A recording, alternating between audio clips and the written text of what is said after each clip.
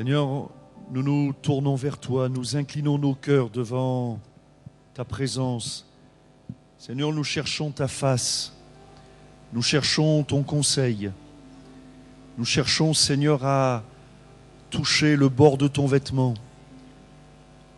Et plus que cela, ce que nous voulons, c'est que toi, tu nous touches, que tu guérisses le malade au milieu de nous, que tu soulages l'affligé, que tu consoles celui qui a plutôt le cœur aux larmes, que tu déposes dans le cœur de celui ou celle qui est effrayé des paroles de consolation.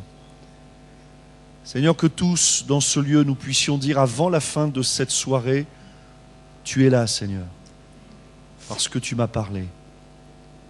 Tu agis maintenant dans cette soirée. Amen. Amen. Et avant de vous asseoir, dites à votre voisin, Dieu est là. Dieu est là. Amen. Voilà, vous pouvez reprendre place. Un grand merci au groupe de louanges, à Jérémie, aux chantres, aux musiciens. Bénissons Dieu pour ces moments que Dieu nous donne. On salue aussi les internautes qui nous regardent en direct ou en différé. La méditation de ce soir, c'est en fait c'est une question. Une question qu'on peut soulever, et cette question est la suivante, très simple, 3 mots. Où est Dieu ? Où est Dieu ? Dans le psaume 42, verset 4, le psalmiste a écrit « Mes larmes sont ma nourriture jour et nuit, pendant qu'on me dit sans cesse « Où est ton Dieu ?» Voilà donc un homme qui, écrivant ces mots, est un croyant, puisque les gens qui vivent autour de lui posent cette question « Mais il est où ton Dieu ?»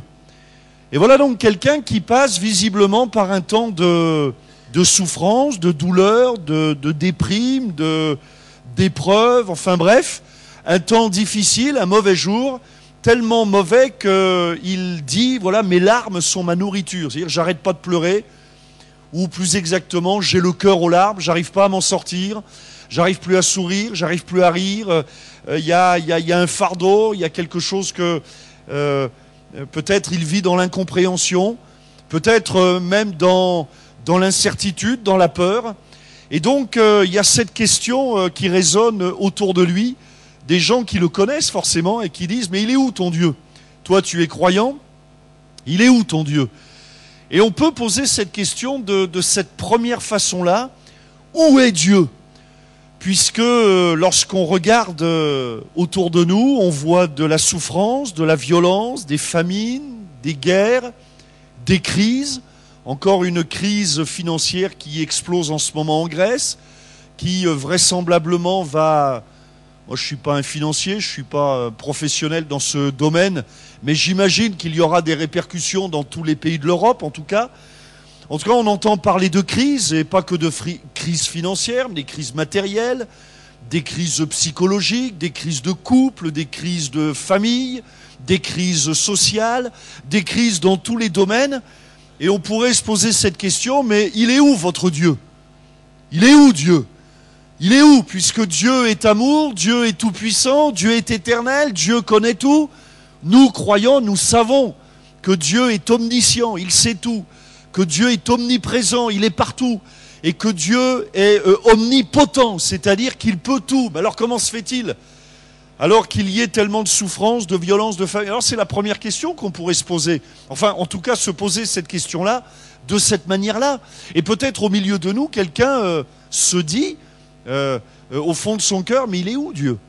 Il est où Dieu en ce moment ? J'en ai besoin, et il est où ?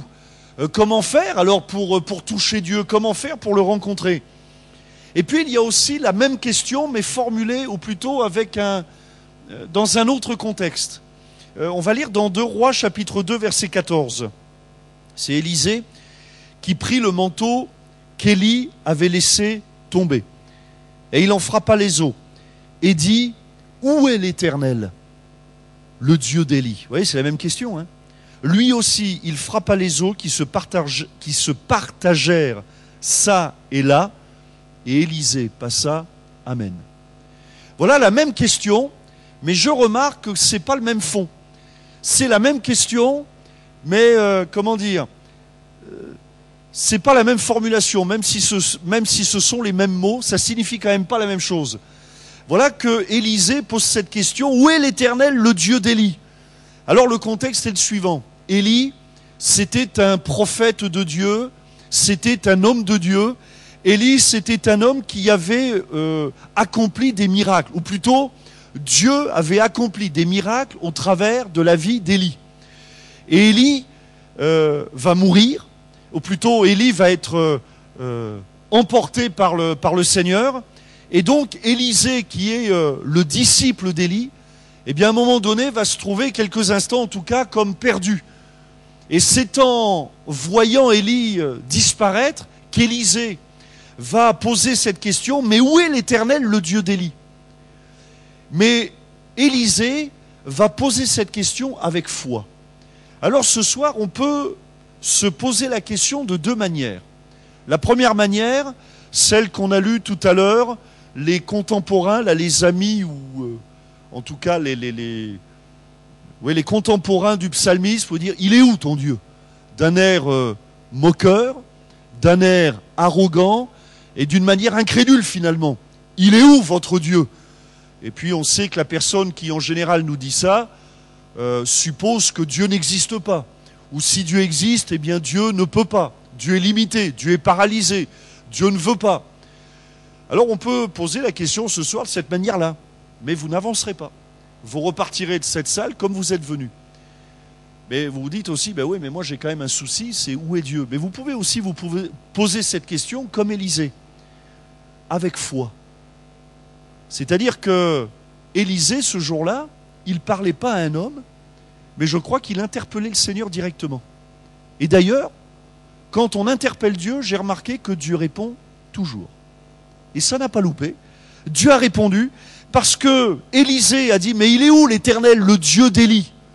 Et Dieu a répondu. C'était en réalité une parole de foi, comme une parole de défi. Et je vous mets au défi de mettre au défi Dieu. Mettez au défi Dieu. Osez dire à Dieu. Moi, c'est ce que j'ai fait dans ma vie en 1985, lorsque j'ai commencé à entamer une démarche de foi.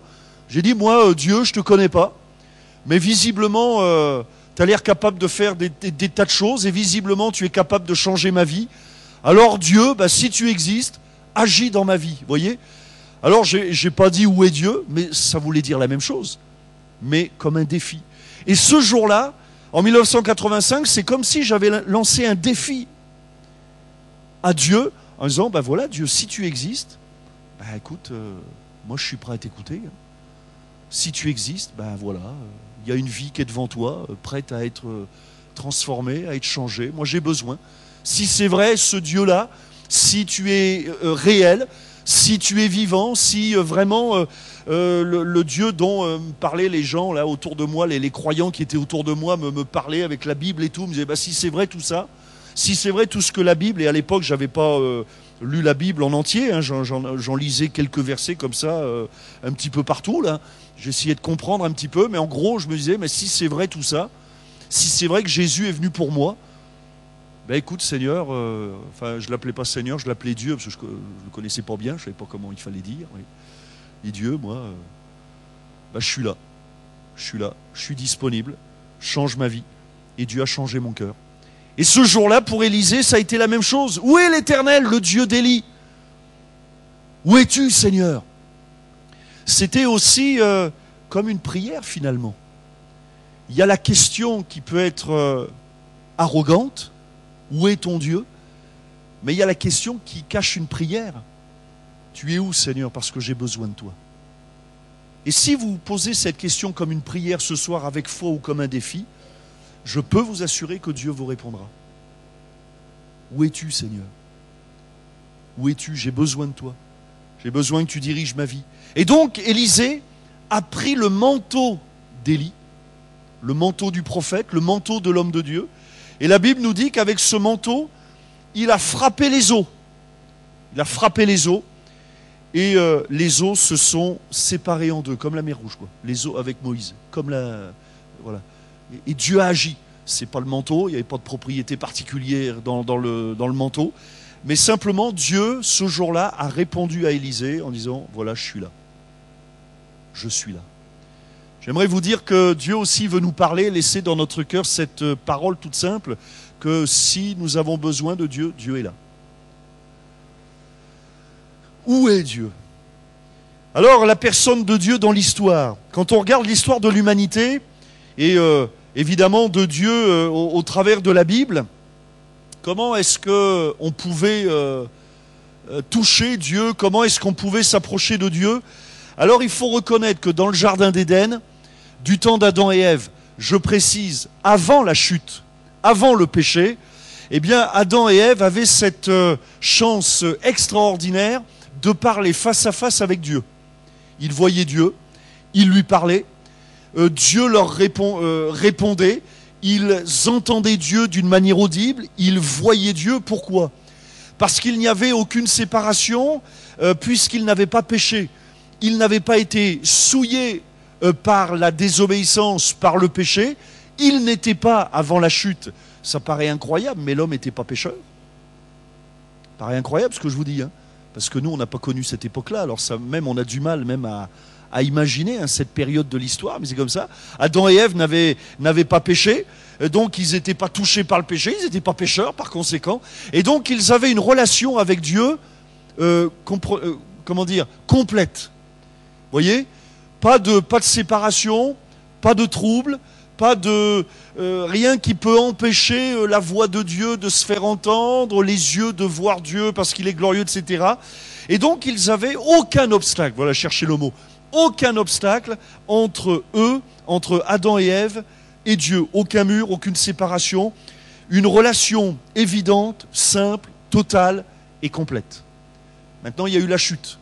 À partir du moment où Adam et Ève ont désobéi à Dieu, alors là, les problèmes ont commencé. C'est quand on désobéit à Dieu que les problèmes commencent. Réfléchissez bien à ça. C'est quand on ne marche pas avec Dieu que ça ne marche pas du tout dans la vie. C'est quand ça roule pas avec Dieu que ça roule pas du tout dans la vie. C'est quand le monde exclut Dieu que même la planète, ça devient un cube. C'est fort ce que je dis là. Hein? Même les étudiants, là, ils prennent des notes, ils sont impressionnés par la profondeur de ma pensée. Là. Hein? La planète est ronde, mais quand on veut plus de Dieu, la planète elle devient cubique. Hein. Il n'y a rien qui tourne. Ça ne peut pas tourner. Et dans notre vie, c'est la même chose. Si on veut que les choses roulent, on a besoin de Dieu. Et les problèmes ont commencé donc à la chute. Je désobéis à Dieu. Adam et Ève ont désobéi à Dieu. Donc, après la chute, eh bien, la Bible nous dit que Dieu les a chassés du jardin. Ils ne pouvaient plus rester dans la présence de Dieu parce que pour le coup, là, ils étaient devenus pécheurs. Et le péché nous sépare de la présence de Dieu.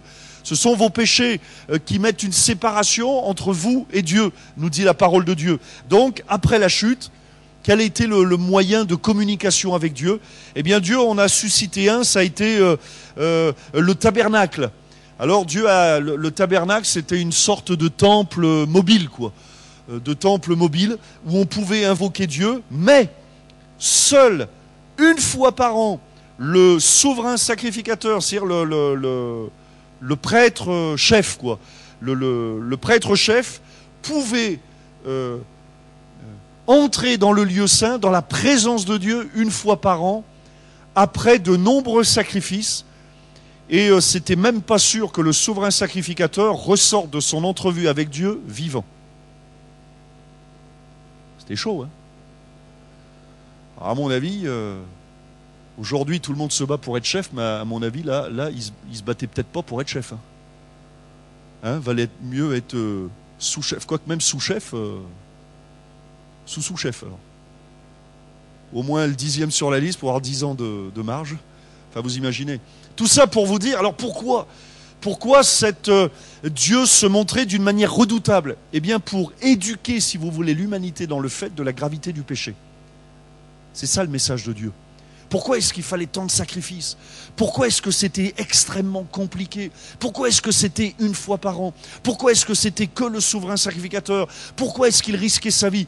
Parce que Dieu voulait enseigner et nous enseigner aussi, de la même occasion, pour nous faire comprendre la gravité du péché. Et que l'homme pécheur ne peut pas s'approcher de Dieu. Alors où est Dieu? Après, il y a eu le temple avec Salomon.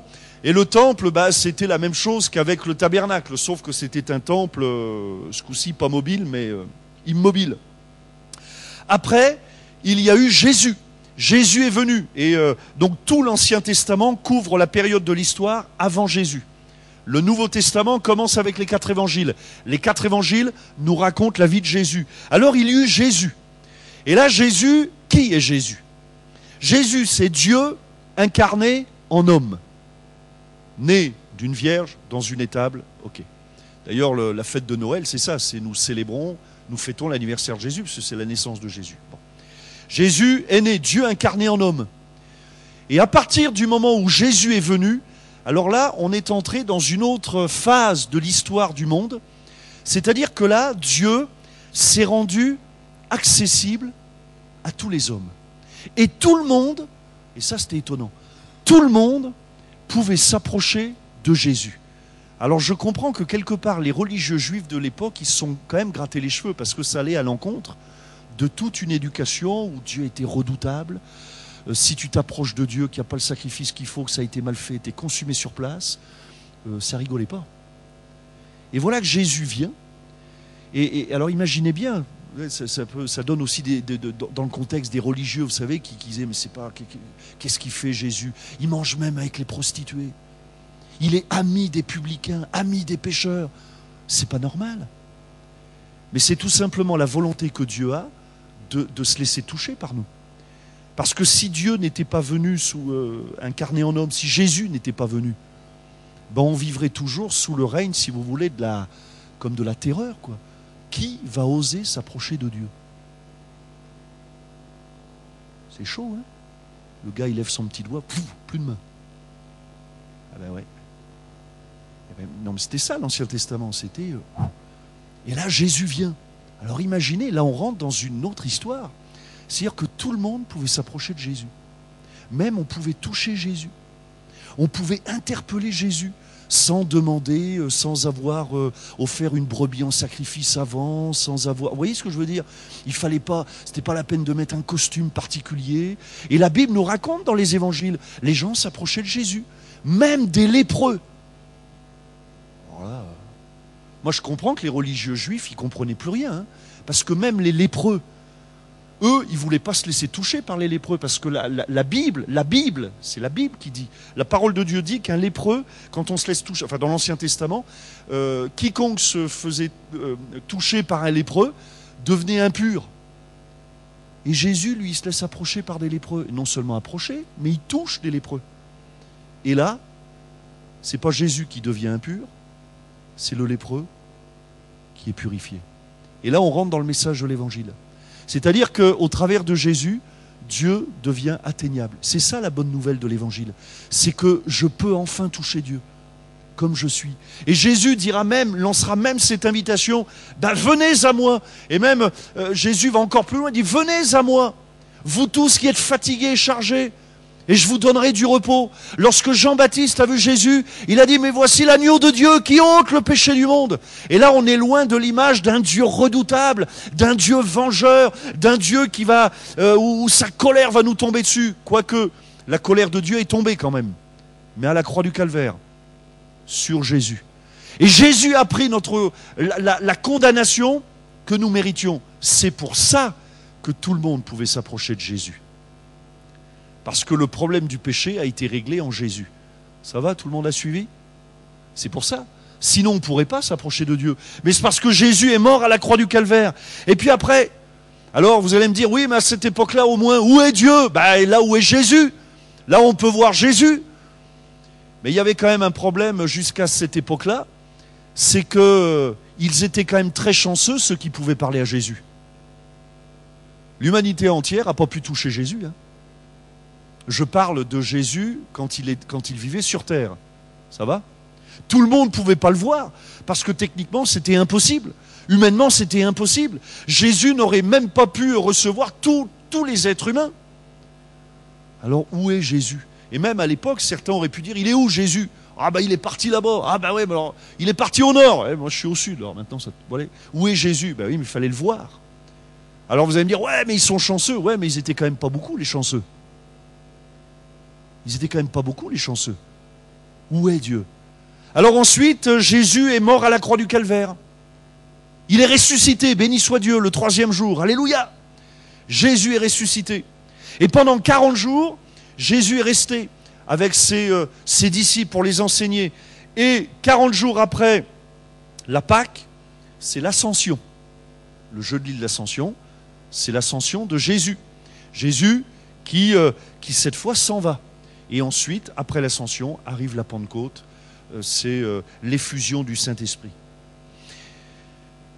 Alors maintenant qu'on n'a plus de temple, on n'a plus de tabernacle, on n'est plus dans le jardin d'Éden, Jésus est plus là, comment qu'on fait?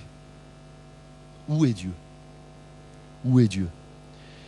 Matthieu chapitre 2, verset 2, comment toucher Dieu aujourd'hui? Voici ce que nous dit Matthieu. Où est le roi des Juifs qui vient de naître? Car nous avons vu son étoile en Orient et nous sommes venus pour l'adorer. Donc ça, c'est la possibilité. Au travers de Jésus, c'est ouvert la porte, c'est possible de toucher le cœur de Dieu. On est rentré, on est sorti de l'ère du temps de l'absence de la grâce de Dieu. On est rentré dans le temps de la grâce de Dieu. Et on vit, nous, ces temps exceptionnels de la grâce de Dieu. Ce sont des temps particuliers, les temps de la grâce de Dieu. Des temps où on peut prêcher l'évangile et où le pécheur peut se repentir de ses péchés et recevoir la grâce de Dieu. Un temps extraordinaire. Un temps particulier qu'on vit ce soir parce que l'évangile est prêché et vous avez la possibilité de vous approcher de Dieu. C'est pour ça que la Bible nous dit aujourd'hui, si vous entendez sa voix, mais n'endurcissez pas votre cœur. C'est pour ça que l'apôtre Paul dira aussi dans la parole de Dieu, on trouve ce verset, nous vous en supplions au nom de Jésus, soyez réconciliés avec Dieu. Parce que c'est le moment ou jamais.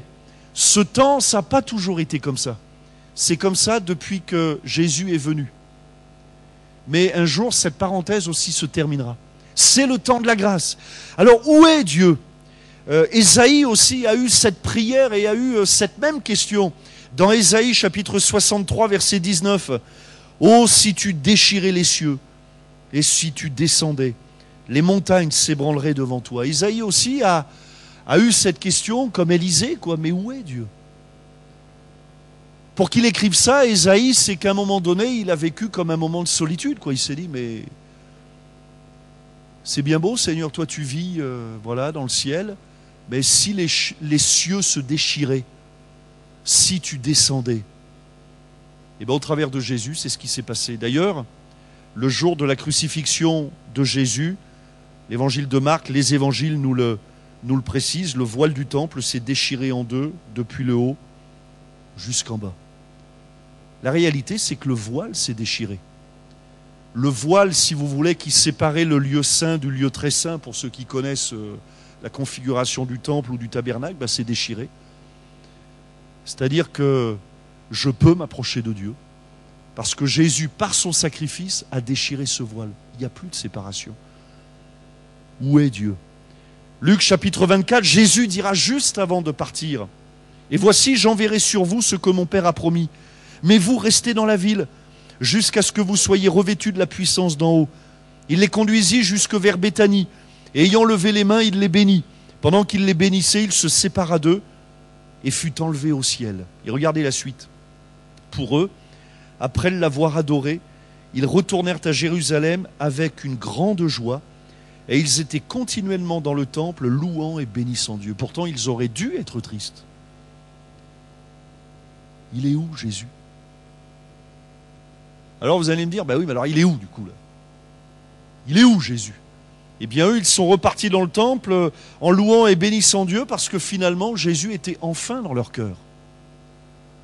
Et nous vivons, nous, cette période extraordinaire de l'histoire où finalement, c'est encore mieux qu'avec Adam et Ève, c'est encore mieux que le tabernacle, c'est encore mieux que le temple, c'est encore mieux même que de voir Jésus. Nous, Jésus vit dans notre cœur pour celles et ceux qui croient. Où est Dieu? Il est dans le cœur de celles et de ceux qui ont remis leur vie entre les mains de Dieu. Et donc depuis ce jour, eh bien Dieu est présent. Alors il est où? Dieu est présent par son esprit. Mais avant de terminer d'une manière très positive, j'aimerais quand même parler des obstacles. Parce que Dieu quand même ne peut pas être n'importe où. Ou plutôt, Dieu ne peut pas demeurer, pour être plus précis, n'importe où. Ésaïe 59, verset 2 nous dit par exemple, ce sont vos crimes qui mettent une séparation entre vous et votre Dieu, ce sont vos péchés qui vous cachent sa face. Ça signifie que nos péchés nous coupent de toute communication avec Dieu. Celui qui vit dans le péché ne peut pas entendre la voix de Dieu. Celui qui vit dans le péché ne peut pas voir Dieu. Celui qui vit dans le péché ne peut pas marcher avec Dieu. D'ailleurs, celui qui vit dans le péché, il ne marche pas avec Dieu parce qu'il vit dans le péché. Et donc, Ésaïe le dit, c'est un constat, c'est comme ça. Et puis, 2 Corinthiens, chapitre 4, verset 3. Alors là, on va dans le Nouveau Testament. Si notre évangile est voilé, il est voilé pour ceux qui périssent. Et il y a un deuxième obstacle, c'est le voile de l'incrédulité. L'apôtre Paul dira un jour que le domaine spirituel, les choses spirituelles sont compréhensibles par ceux qui, en quelque sorte, ouvrent leur cœur aux choses spirituelles, à la présence de Dieu. Mais ceux qui ne croient pas ne peuvent pas comprendre. Celui qui ne marche pas avec Dieu ne peut pas comprendre les choses spirituelles, c'est-à-dire la grâce, le pardon, la miséricorde, la puissance de Dieu, la bénédiction qu'il y a de marcher avec Dieu. Et donc c'est Paul qui le dit aux Corinthiens, mais si notre évangile est voilé, il est voilé pour ceux qui périssent. Puisqu'en réalité, Jésus a déchiré le voile du temple. Alors c'est l'incrédulité qui met une séparation. Et qu'est-ce que c'est que l'incrédulité ? Ça n'a rien à voir avec le doute. Je crois que c'est le pasteur Alain Guedu qui l'avait expliqué. Alors je cite ce que le pasteur Alain Guedu a dit un jour, je le prendrai dans mes notes. Le doute, plutôt l'incrédulité, c'est la volonté de ne pas croire. Le doute, c'est autre chose. On peut avoir des doutes parce qu'on passe par des moments difficiles. Mais ce n'est pas qu'on veut douter, c'est que parfois les circonstances nous pressent tellement qu'on peut avoir ce qu'on appelle des moments de doute. On va douter. Mais l'incrédulité, ça va plus loin. L'incrédulité, c'est dire Dieu n'existe pas. Dieu ne m'aime pas. Dieu Jésus n'est pas mort à la croix du Calvaire pour m'accorder le pardon de mes péchés. C'est ça l'incrédulité. De même que la foi, c'est vraiment l'inverse de l'incrédulité, parce que la foi, c'est la décision de croire. Et c'est pour ça que Paul dit, mais l'évangile est voilé. Ben oui, pour ceux qui périssent.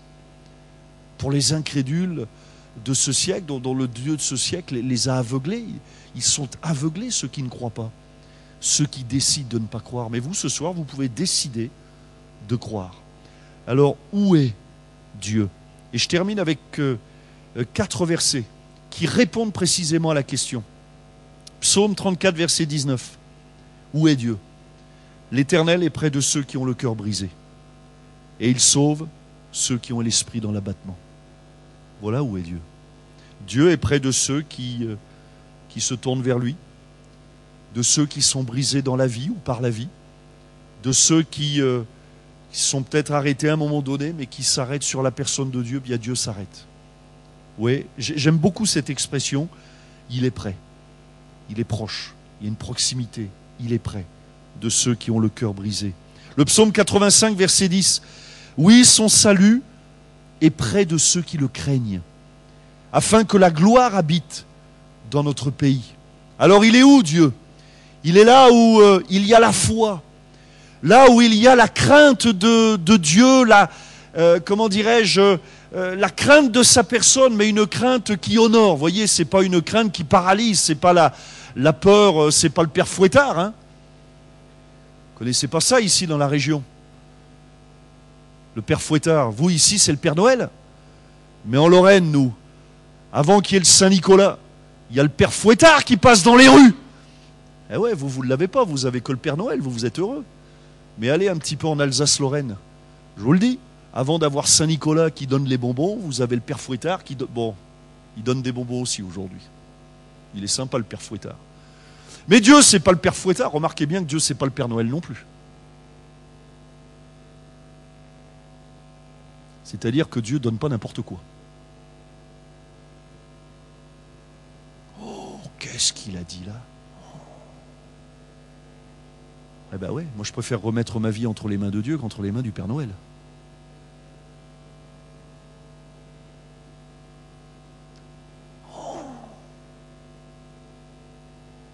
Il paraît qu'un jour, un pasteur ou un prêtre a été, je crois, hué, ou ça a été limite qu'il aille au tribunal parce qu'il a osé dire que le Père Noël n'existait pas. Ben moi, j'ose dire que le Père Noël n'en rend pas heureux. Vous direz que c'est Alain Godu qui l'a dit. Non, j'assume. Et oui, son salut est près de ceux qui le craignent, ceux qui remettent leur vie entre les mains de Dieu. Psaume 145, verset 18. L'Éternel est près de tous ceux qui l'invoquent. Voilà où est Dieu. Et voilà une réponse, alors là, qui est extrêmement claire. Où est Dieu? Là où il y a de la prière, là où il y a la foi, là où un cœur s'ouvre, là où une âme tourne son cœur vers le ciel. Alors là, Dieu, l'Éternel est près de tous ceux. Il n'y a pas de limite, il n'y a pas de restriction, il n'y a plus d'obstacle parce que tout obstacle a été brisé à la croix du Calvaire. Donc Dieu est près de tous ceux qui l'invoquent, avec sincérité, qui s'approche de lui. Et puis enfin, je termine, parce que je ne pourrais pas terminer autrement, avec comme un appel, comme une interpellation. Ésaïe 55, verset 6, et c'est ce verset qui servira d'appel. Cherchez l'Éternel pendant qu'il se trouve. Invoquez-le, tandis qu'il est prêt. C'est beau, hein? Parce que la vérité, le diable, le mensonge du diable, c'est de nous faire croire que Dieu est lointain. Très loin. Il est où, Dieu? D'abord, tu n'as même pas besoin de crier pour dire où il est, Dieu. Et où t'es? T'es où? Dieu entend. Pourquoi? Parce qu'il est tout près. Invoquez-le, tandis qu'il est prêt. Invoquez-le. C'est le temps de se tourner vers Dieu. C'est le temps de s'approcher de Dieu, parce que la porte de la grâce est ouverte. C'est le temps de s'approcher de Dieu, parce que vous êtes dans un lieu... qui est, j'allais dire, presque réservé à cet effet, où vous entendez l'évangile. C'est l'occasion de s'approcher de Dieu, c'est l'occasion de recevoir la prière, c'est l'occasion de faire une démarche de foi. Alors, encore une fois, et je termine avec cette question, où est Dieu? Et vous pouvez poser cette question, et puis on peut vivre toute sa vie avec arrogance. Il est où ton Dieu? Mais vous pouvez aussi ce soir dire, il est où Dieu? T'es où, Seigneur? Parce que j'ai besoin de ta grâce. Moi aussi, j'ai été touché par le péché, je te demande pardon. Et je sais que tu es mort à la croix du Calvaire afin de m'accorder le pardon de mes péchés. T'es où, Seigneur? Parce que là, j'ai besoin de toi. T'es où, Seigneur? Parce que j'ai besoin de toi dans telle ou telle situation. J'aimerais qu'on puisse terminer par la prière. J'aimerais qu'on puisse s'approcher de Dieu. Peut-être ce soir, il y a comme une urgence dans le cœur de quelques-uns de dire, mais t'es où, Seigneur? Et là, on va prier. Et on veut vous accompagner dans la prière. Et commencez là où vous êtes à prier dans votre cœur. Il y a quelqu'un au milieu de nous, même plusieurs, j'en suis convaincu, qui a cette question qui mais t'es où, Seigneur? M'oublie pas, Seigneur. Ne m'abandonne pas. Ne me laisse pas tomber, Seigneur. Et plusieurs ce soir ont besoin de prendre sur leurs épaules le manteau d'Élie. Dire t'es où, Seigneur? Moi aussi je veux marcher dans la vie avec le manteau de la foi, avec le manteau du salut, avec le manteau du Sauveur sur moi. Je veux revêtir Christ. Je veux donner ma vie à Jésus. Je reconnais qu'il est l'agneau de Dieu qui ôte le péché du monde. Seigneur, merci de bénir cette soirée. Merci parce que tu as parlé au travers de ta parole, au travers de ce temps de louange. Déjà, Seigneur, tu nous as comme démontré ta présence, ta personne. Et je te prie que maintenant que nous sommes dans la prière, tu ouvres nos cœurs. Que tu permettes même aux aveugles de te voir. Que tu permettes même aux sourds de t'entendre. Que le cœur le plus dur au milieu de nous soit touché par ta grâce. Que celui ou celle au milieu de nous qui est comme au fond du trou puisse voir briller la splendeur de l'Évangile. T'es où, Seigneur? Tu es près de celles et de ceux qui sont en train de te prier en ce moment. Dieu est près de toi, mon ami. Tout près de toi.